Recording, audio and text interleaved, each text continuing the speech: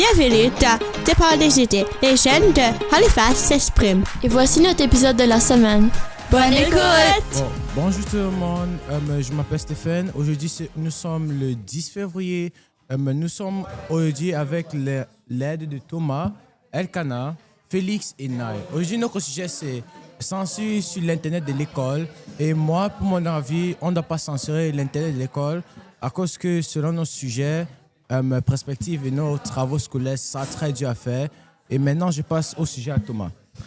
Merci Stéphane. Je crois personnellement que l'Internet devrait être censuré pour une seule raison, que j'ai moi-même fait une étude dans cette classe et j'ai trouvé que 32 sur 32 personnes disent qu'ils ont joué à des jeux ou à accéder à des sites comme Instagram, Snapchat ou Pinterest, incluant moi, durant des heures et durant des périodes de travail.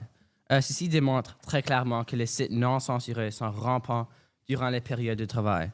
En plus, quand on dit que l'Internet devrait être censuré, tout le monde pense que c'est seulement les jeux que les étudiants peuvent utiliser. Mais imagine que tu es en 4e année et tu entends un nouveau mot à l'école de ton ami ou d'un enfant plus vieux et tu décides d'en rechercher. Et pour la première fois dans ta vie, tu regardes sur ton écran du porno par accident. Arrêter de censurer des Chromebooks veut non seulement arrêter de censurer les jeux, mais aussi le Safe Search qui protège les enfants contre les sites inappropriés. Une étude faite par la Bibliothèque nationale de santé a dit que l'exposition à du contenu pornographique a un risque de développer la mauvaise santé mentale, du sexisme, de la violence sexuelle et plein d'autres résultats négatifs comme un déclin d'estime de soi.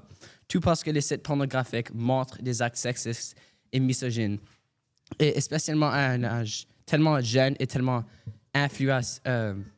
facile à influencer. C'est très dangereux de leur donner accès à des sites inappropriés et d'en jouer des jeux durant la classe.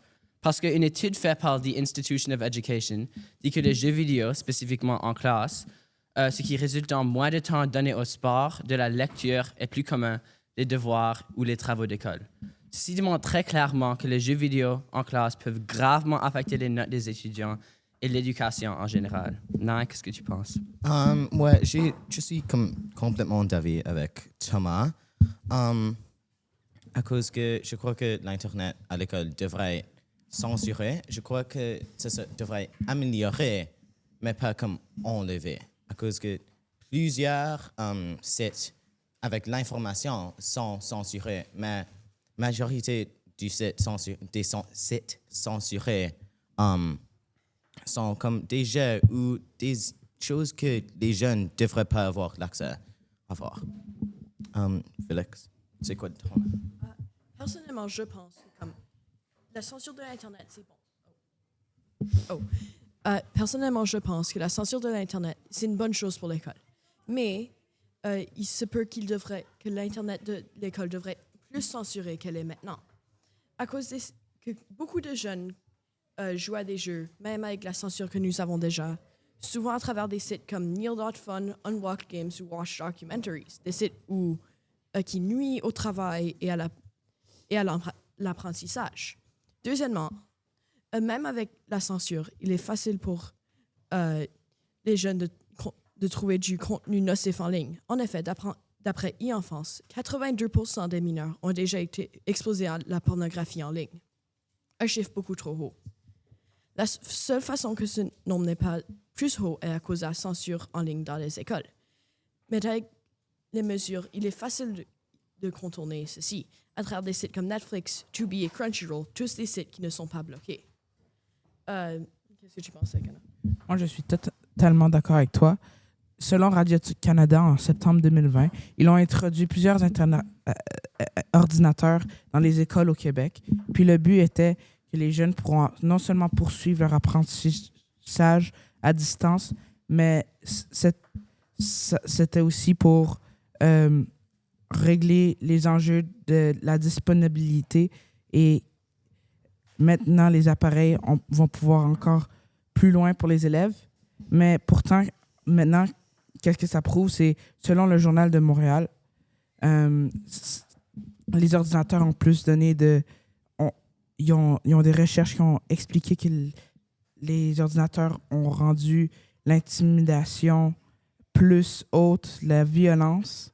et aussi l'épuisement professionnel ou personnel scolaire, le manque d'intérêt ou de motivation à l'école, puis peu d'arrimage entre le service gouvernementaux, les besoins des élèves et des profs. Plus en plus de jeunes jouent aux jeux vidéo à l'école et ça rend que... Donc, si on débloque le Wi-Fi puis on l'enlève des restrictions dessus, ben ça va tout simplement donner des choses comme plus de jeux vidéo à l'école, puis ça va encore plus empirer les choses que je viens de dire. Bon. Sur le sujet de censure sur l'Internet de l'école, je ne suis pas d'accord qu'on censure l'Internet à l'école. Parce que ce que l'école doit permettre à l'élève d'accéder au site web ou aux étudiants pour qu'on puisse faire notre travail scolaire. Donc, si les élèves n'ont pas comme leur Internet pour accéder à ces sites web, nous ne pourrons pas comme travailler sur notre projet. C'est pour ça que la plupart du temps, nous, les élèves, nous rendrons notre travail en retard et aussi parce que nous sommes aussi stressés des fois que les sites web qu'on accède grâce au CSAP et aussi de l'école non pas comme des sites web qui sont utiles pour nos travaux scolaires. Donc, des fois, nous sommes comme stressés ou peut-être qu'on demande de temps en temps, de plus de temps aux profs pour qu'ils nous aident à comme rendre le travail à temps. Et pour finir, comme ça, nous serons moins stressés là-dessus. Mais je suis d'accord qu'on a comme enlevé ces sites comme les choses comme Safe Search doit être comme à l'intérieur pour comme bloquer les choses qu'on n'a pas besoin d'accéder.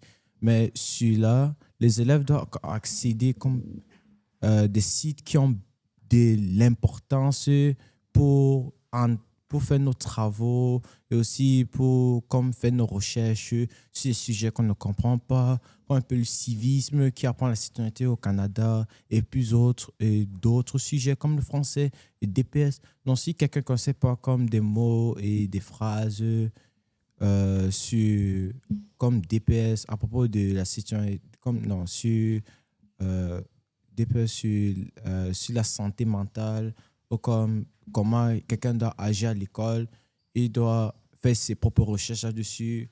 Et comme si nos profs nous donnent pas assez de temps pour faire ça, nous devons de temps en temps aller chercher ces sites web, mais des fois, ils n'ont pas des fois comme à l'intérieur de ce qu'on a besoin à mettre comme sur nos projets de groupe ou projets solo. Ça ne pourra pas nous aider. Et aussi, si c'est un projet qu'on a manqué devant la classe, ce sera comme stressant puisque ton information n'a pas d'importance ou comme ce n'est pas utile pour ça.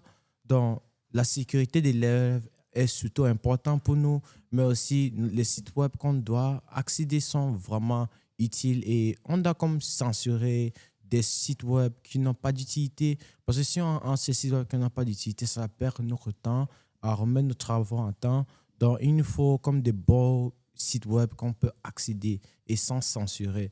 Parce que si ces sites web sont censurés, nous ne pourrons pas accéder à nos projets pour finir en temps. Et maintenant, ce sera un gros problème pour nous.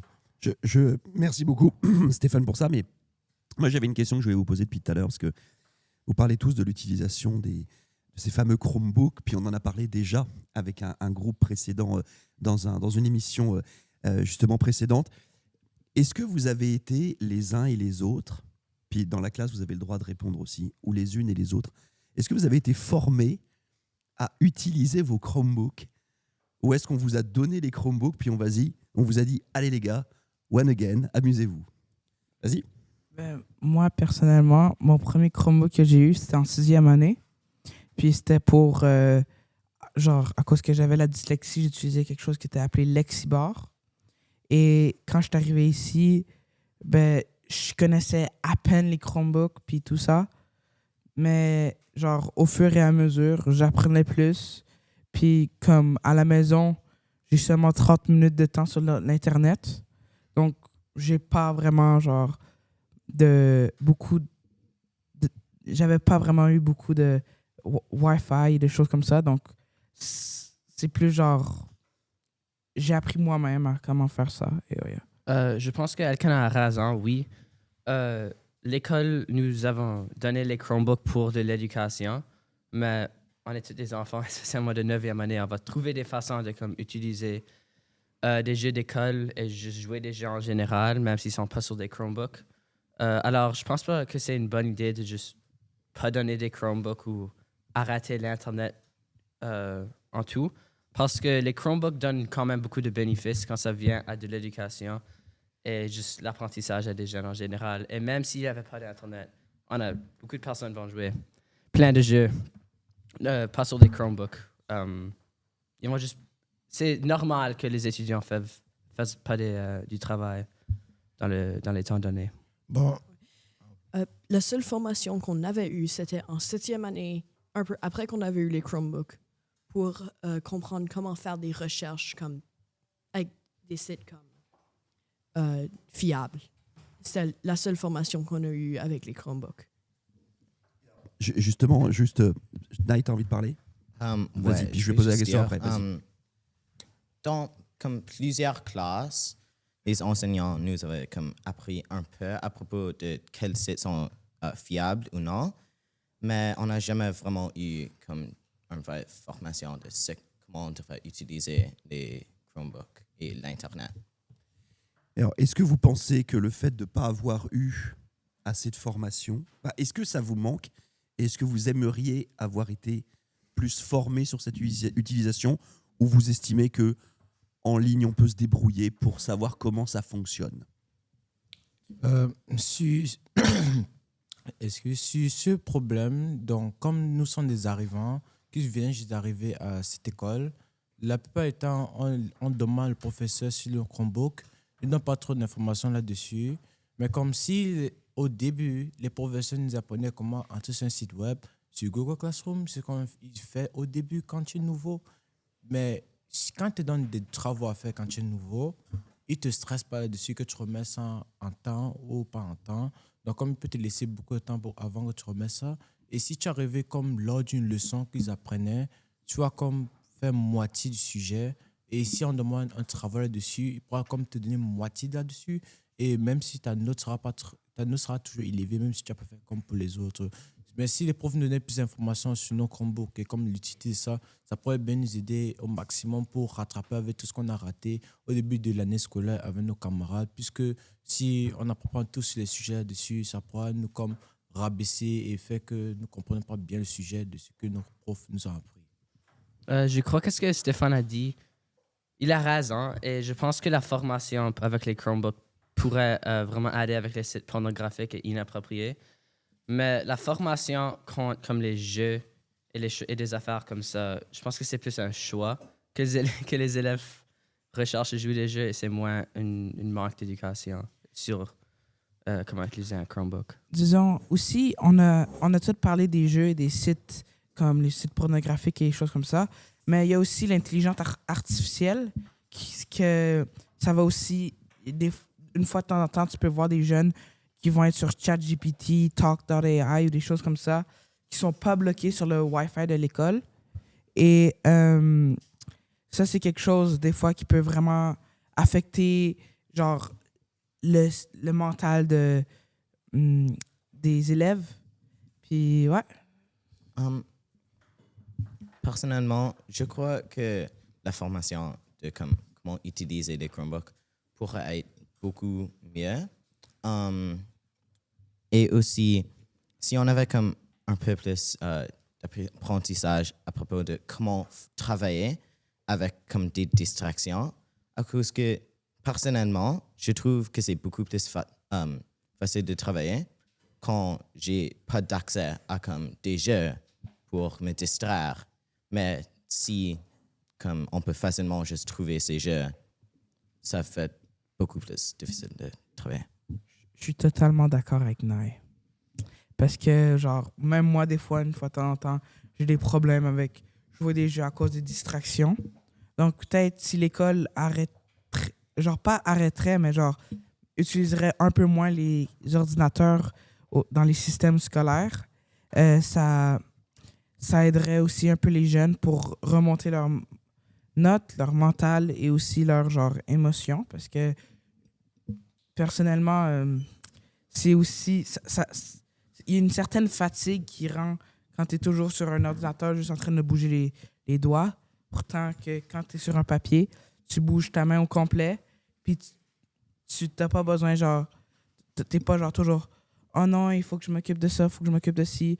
Puis le papier, t'es genre, faut que tu penses qu'est-ce que t'as, puis t'as pas non plus l'autocorrecteur, puis les choses comme ça. Donc, ouais. Pour revenir à ce que Félix a dit, vous avez dit que les étudiants pourraient juste accéder à des sites bloqués, comme Watch Documentary, des choses comme ça. Et vous avez raison.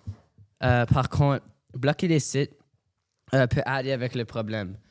Ça peut soit ralentir ou décourager les élèves. Et en plus, il n'y a aucune façon à tricher le système quand ça vient à des sites comme Instagram, Snapchat, etc. Et pour moi, c'est juste... Ça aide pas de juste simplement dire « Oh, ils vont trouver les sites n'importe ça fait aucune manière. Alors, c'est pas une bonne stratégie de juste dire je m'en fiche et de leur laisser faire. Et je pense que c'est plus effectif d'arrêter le problème si on bloque les sites. Et c'est clair que les négatifs dépassent les positifs quand ça vient à décensurer les sites. Personnellement, je pense que comme cela est un très bon point, mais les sites que j'ai dit, c'est des sites qui ne sont pas bloqués entièrement.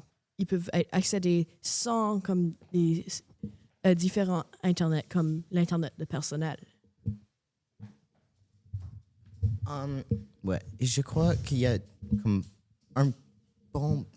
comme il y a beaucoup de négatifs à propos du système qui s'en sort comme les différents sites, à cause qu'il y a beaucoup de comme trous qui se fait comme utiliser comme des sites que Félix avait mentionnés. Et aussi, il y a beaucoup de sites informatifs qui sont bloqués. Mais je crois juste qu'en général, les positifs du système sont... Il y en a beaucoup plus de positifs que négatifs dans les systèmes. Mais moi, j'ai une question pour tout le monde ici. Si, par exemple, les sites web qu'on utilise pour faire nos travaux scolaires sont comme bloqués, par exemple, YouTube, si notre prof nous donne comme un travail de chercher une vidéo pour comme nous aider à faire notre travaux scolaires, mais comme YouTube est comme bloqué sur le CSAP et aussi l'école ne donne pas comme l'âge nécessaire pour accéder à ça. Donc, qu'est-ce que nous ferons si ces sites web sont bloqués? Donc, c'est une question que je me suis toujours posée, mais jamais eu de réponse là-dessus. Qu'est-ce que vous avis? Personnellement, il y a des sites qui peuvent être utilisés comme une alternative pour YouTube, comme bingvideo.com, qui est basically YouTube, mais pas bloqué. Yeah, comme Félix a dit, il y a beaucoup plus de meilleures alternatives de juste débloquer tous les sites juste pour un site qui peut des fois être utilisé pour du travail, parce que YouTube, il faut aussi considérer que aussi des vidéos complètement avec aucun rapport avec l'école. Alors, les étudiants, si on débloque YouTube et tous les autres sites, ils vont aussi utiliser ça pour les jeux et les autres affaires comme ça. Alors, je pense qu'il y a des meilleures alternatives, comme Félix a dit, comme Bing Video, ou juste de ne pas faire, que l'enseignant de ne pas faire des travaux qui demandent l'utilisation de YouTube. Disons, je suis d'accord avec toi, mais je pense pas que le Wi-Fi est actuellement bloqué pour YouTube, parce que quand tu arrives sur le site web de YouTube, ça dit votre compte n'accepte pas ça. Donc, c'est plus les comptes qui fait que tu peux pas avoir accès à YouTube, c'est pas le Wi-Fi. Il y a aussi des choses comme Safe Search qui est dans le... Donc, là, je m'excuse, du coup, ce que tu es en train de dire, c'est que tu as ton compte scolaire qui te permet pas d'accéder à YouTube, mais que si tu avais un autre compte, tu pourrais le faire, c'est ça? Oui, ça dit vous n'avez pas accès à ce site, mais tu es dans le site officiel de YouTube. Ça dit pas genre interdit, confidentialité ou... Et c'est vrai que beaucoup de sites informatifs comme YouTube, par exemple, sont bloqués, mais YouTube peut être facilement utilisé pour faire comme des folies et regarder aux vidéos à propos comme des jeux, par exemple, que beaucoup de personnes dans la classe ont déjà fait. Et aussi, dans comme les systèmes du Canada, c'est assez bon comparé à quelque chose comme l'US, où comme beaucoup d'informations sur, par exemple, les communautés LGBTQ sont complètement bloquées, même s'ils sont toutes informatives. Mais sur le sujet, c'est que sur nos comptes que le CSAP nous donne, donc, comme normalement, nous devons accéder comme des sites web qu'on a besoin de nos travaux.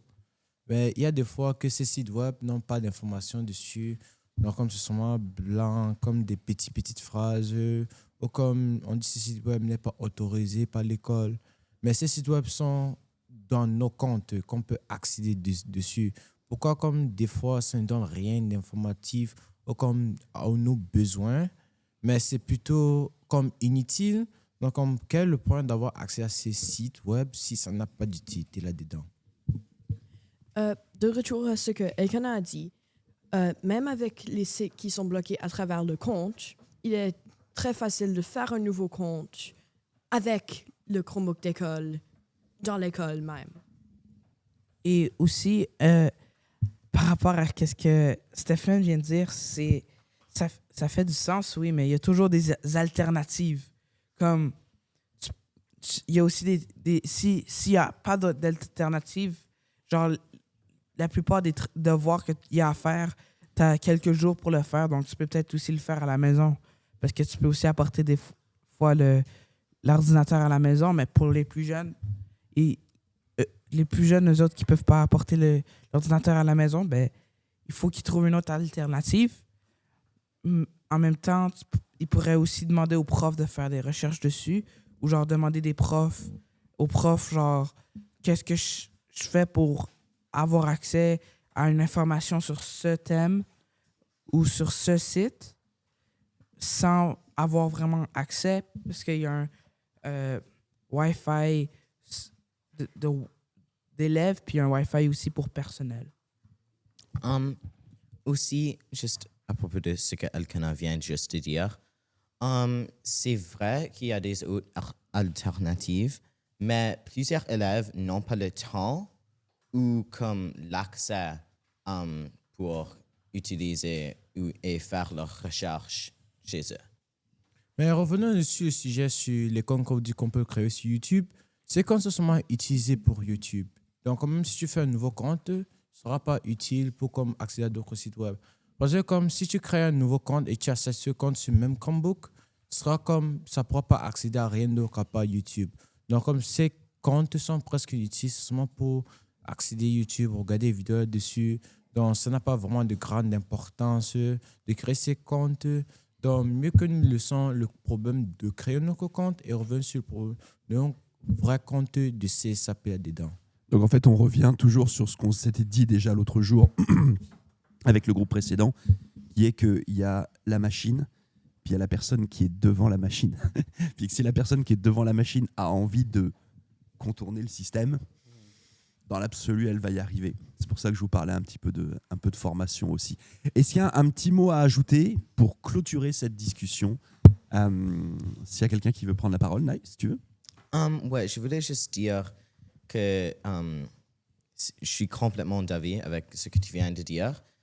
C'est moins la faute du Chromebook et du système qui censure les Chromebooks, et plus la faute du personne qui travaille en avant du Chromebook, à cause que si on avait juste plus de formation, ou aussi si le système était comme mieux censuré et au lieu d'être juste censuré en catégorie, je crois que ça pourrait comme améliorer le problème.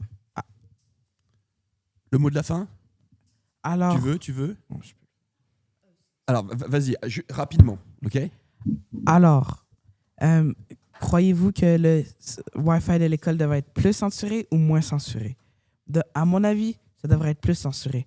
Peut-être votre opinion est différente. Et